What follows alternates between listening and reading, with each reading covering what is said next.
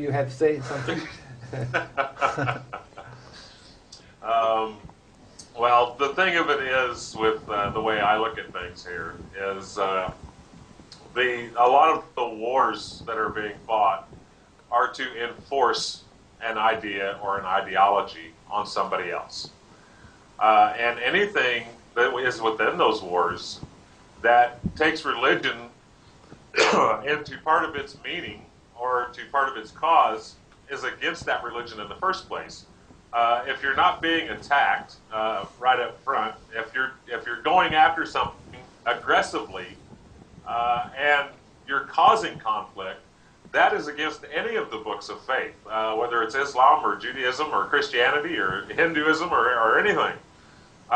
The thing of it is what, and I understand the term true religion. I know a lot of people have a problem, and I've heard them say this time and time again, that they have a problem with the term true religion.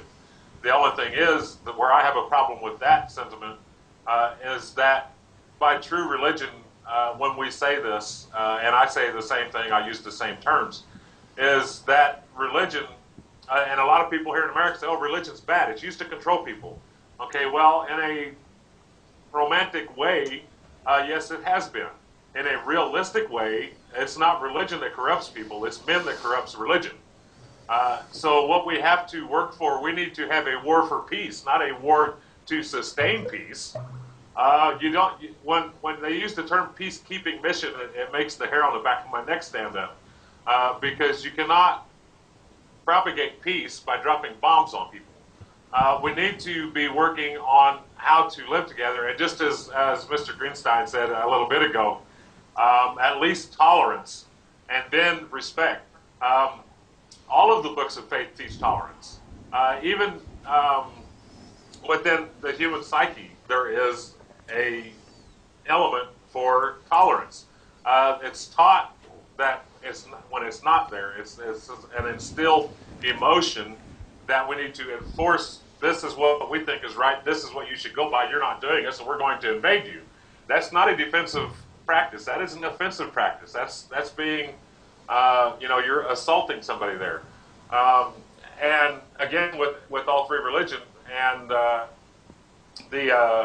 been kind of out of the loop the last few days. I've had the flu, so I've kind of excuse my scratchy voice here a little bit. But the thing is, with all of this that is going on around the world, it's eventually going to come to an end. I mean, in all three of our religions, Judaism, Islam, Christianity, we know eventually this is going to come to an end. There's going to be, and I have a lot of, my faith is very strong. The Mad Eye will return and a lot of this stuff will go away.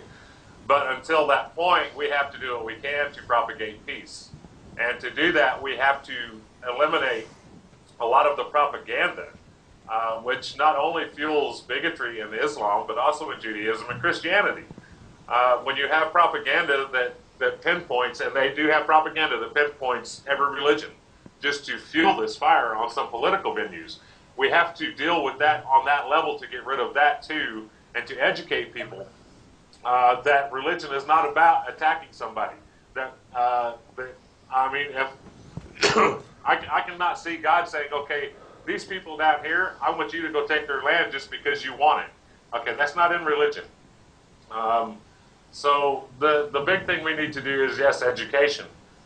Because traditionalism and sentimentality and romanticism, when you mix this into ideologies that are being taught by people to other people that cannot understand or have not been educated from the books or from their faith, but from other people that are using agendas, which has happened, we have to get away from that and get back to teaching of the books and of the peaceful sides of the books. When they talk about war in the religions, if you go back and you read before or after, there a lot of times, and I know especially in Islam from my studies, that offensive war, or defensive war rather, is mainly what you'll see. And those aren't wars of religion, those are wars of defense.